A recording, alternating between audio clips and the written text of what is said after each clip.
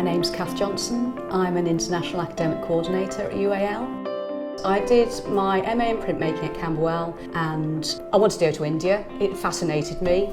Through the area of printmaking, I came across the work of Ravi Varma. Lots of his paintings were reproduced and sold very cheaply on the streets. And I found 2 prints that had been embellished with beads and fabrics, and I thought that was very interesting.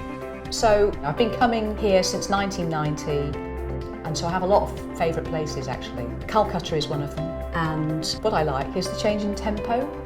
Actually, everything seems to get a little bit faster. So it's great that I visit India as part of my role as an international coordinator. What I like about my job is that I don't have a typical day. It's always full of variety. I interview students and advise them for courses at UAL. I talk about the university, the philosophy in the different colleges. I give workshops, creative workshops, and I give presentations about portfolios. There are certain things that we're looking for in portfolios. We are looking for those outcomes which students will have. They will have the drawings, the paintings, garments, all those artefacts that you could possibly imagine and more, but we will always be looking for how that student got to finishing that piece. What was that initial inspiration? What was their research? Did they do some drawings? Did they do some photographs? We talk about how important it is to experiment with different materials before resolving a piece of work.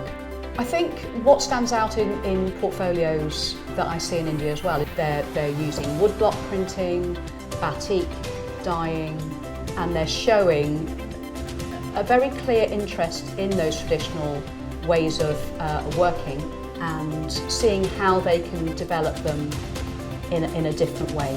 And also they've had quite considerable professional experience, and now they want to sort of readjust and perhaps look at their creative practice, but with this commercial experience that they've had.